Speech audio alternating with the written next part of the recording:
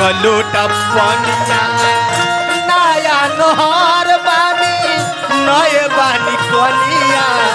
पारो पूरा तू मातल नशा में पारो पूरा तू मातल लगे पानी जवानी के गिरई बका सैया मोरा धके कोरा घोड़ा पर चढ़ई बका एक रात में चांद के पार सैया मोरा धके कोरा घोड़ा पर चढ़ई बका नचनिया के फेर में मत रहे हम लोग। अगर भगवान चाहे नु तो 2 मिनट में करेगा चांद के पार लेके चल जाए। कोई लाख लागो तो तुम चांद के पार जाता रहे। मैंने बताई अपना इंडिया सरकार के कितना खर्चा लागल हो, कई करोड़ लागल है तब चांद के ऊपर वैज्ञानिक गइल हलो नु आई एक रात में चांद के पार ले जाए के फिर में लगल बड़ी तहा दे हमरा बैठे के लूर नहीं तो देख ल मैं लोग बैठल बनी लो पारा पारी बैठा के चांद के पार ना सूरज के पार भेजवा देम तारा के बेर हम काहे रौरा सकार नहीं के मन सकार नहीं कोई सुन को जबरदस्ती काहे के हम सकार ली हम जितना सकार बा उतना हम सकार हम जी हम खूब से खूब माने 2 बेर ना अपन उम्र के हिसाब से साफ सुथरा बात बाबे हमरा बाबू हमारे कि भक्त के अदालत में भक्त के वकील राखी अरे मुजरिम बनाए मोये श्याम तोहरा के हीरा सत्य के सिकड़ी में बांध के बनवारी हो भक्त के गवाही दिवाए में श्याम तोहरा से ए धरती पर केहू बुर्बक बने के चाहेला ना लेकिन समय ऐसा बलवान हो कि एक ना एक दिन बुर्बक बन जाए के बा। समय इतना ना तेज चलेला समय के महत्व पूछे के बा तो वो इंसान से पूछ जान तरह केकरा से जब ना इंसान के ट्रेन छूट गइल बा ओकरा से समय के कीमत पूछ वो इंसान से पूछ जब ना इंसान के परीक्षा छूट गइल बा कि समय के कीमत का होला तो समय ना पहचानबू कोनो बेरा चांद के पार लेके जाए लगबू तो हमरो कोनो काठ के देह नई खे हम सुस्ता के चांद के पार जाए तारा संगे संगे। एगो बड़ी सुंदर भजन के भाव लगता कैसे बाबू हमार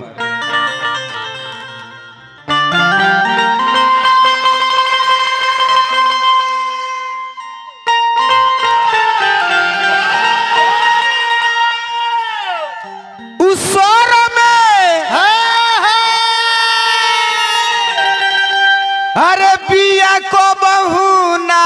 जामी उसर में ए किरण है ना तकनो एगो उसर खेत होला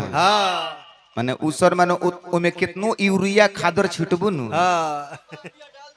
ना जी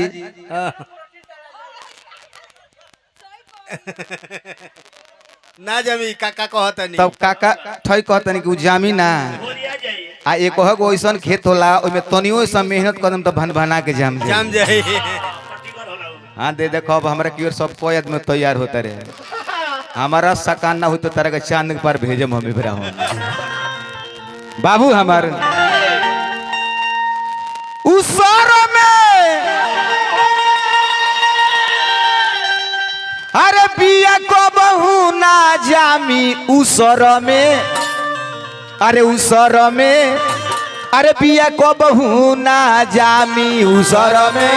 बिया को बहू ना जामी उसर में बिया को बहू ना जामी अरे उसर में बिया को बहू ऐसे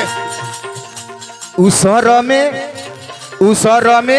बिया को बहू ना जामी उसर में बिया को बहू ऐसे गजबे रचा भगवान की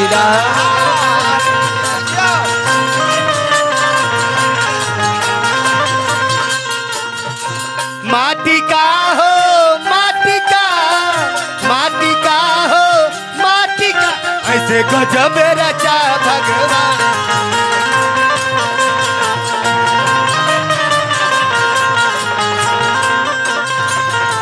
उसर में बिया कबहू ना जानी, उसर में बिया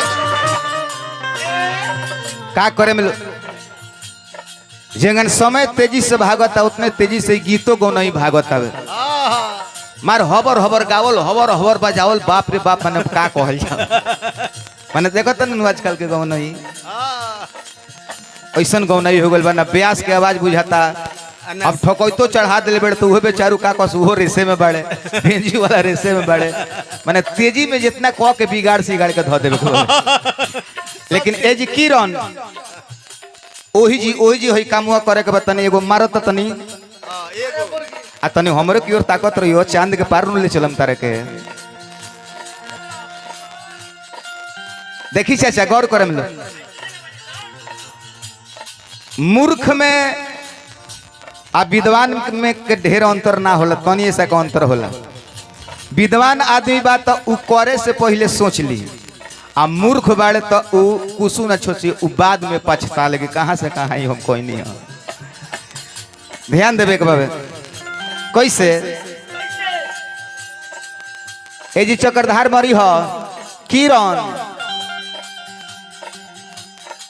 मूर्ख को बहु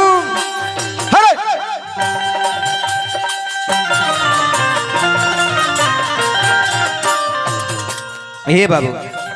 तनी बिगड़ल हो मूर्ख को बहु बिनती ना सुनी कुटिल करी ना प्रीति ए चाचा हो कुटिल करी ना प्रीति मूर्ख कबहू बिनती न सुनी अरे जिया जिया कुटिल करी ए चाचा हो कुटिल करी मूर्ख को बहु बिनती ना सुनी कुटिल ना करी प्रीति। एगो बात औरी बा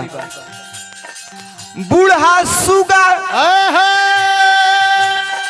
पोस ना मानी मखड़ जानी ना नीति ए भाई हो मखड़ जानी ना नीति बूढ़ा सुगा पोस न मानी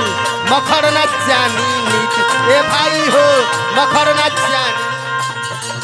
तो बिना रे ठोकले हई ढोलक ना बाजी कि बिना रे ठोकले हई ढोलक ना बाजी डंटा बिना हरामी उसर में बिया को बहु ना जामी घर में बिया कबहू ना जानी उसर में बिया को बहु ना जामी घर में बिया कबहू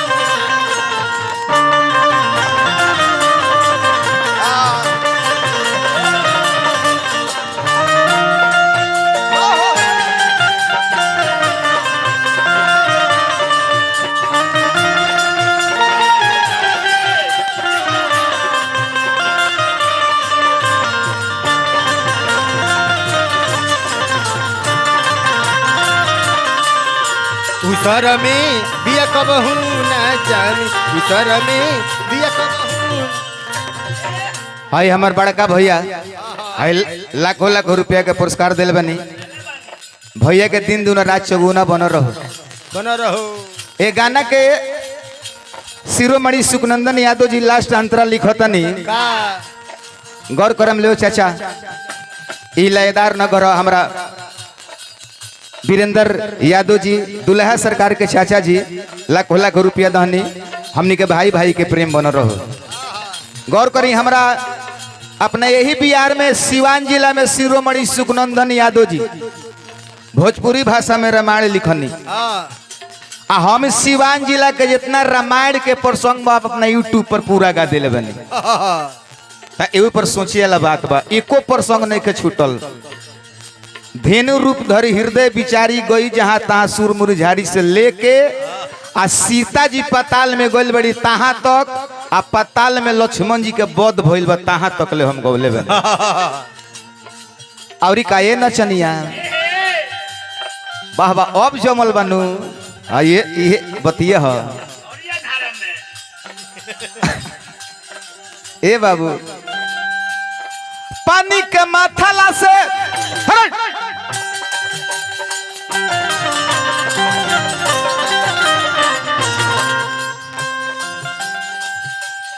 पानी के माथाला से घीव ना निकली बालू के पेरले तेल। ए चाचा हो बालू के पेरले तेल। पानी के माथाला से घीव ना निकली बालू के पेरले तेल। ए चाचा हो बालू के बालू के पेररा से तेल ना निकलेला ने निकली कबो जी। पानी के माथाला से घी ना निकलेला और का बिन शासन नारी अरे बस में ना रही हैं भगती ना हवे खेल। गोपाल भाई भगती ना हवे खेल। बिनु शासन नारी बस में न रही है भक्ति ना हवे खेल। गोपाल भाई भक्ति ना हवे तो कहे सुख नंदन अरे इहो रे बतिया कहे सुख नंदन इहो रे बतिया भइल बहुत पुरानी उसर में बिया को बहु ना जामे रे। घर में बिया को बहु ना जामी। उसर में बिया को बहु ना जामी। घर में बिया को बहु ना जामी। उसर में बिया को बहु ना जामी। घर में बिया को बहु। बड़ी सुंदर लयदारी हमार बड़का भैया गौनी हाथ बढ़ के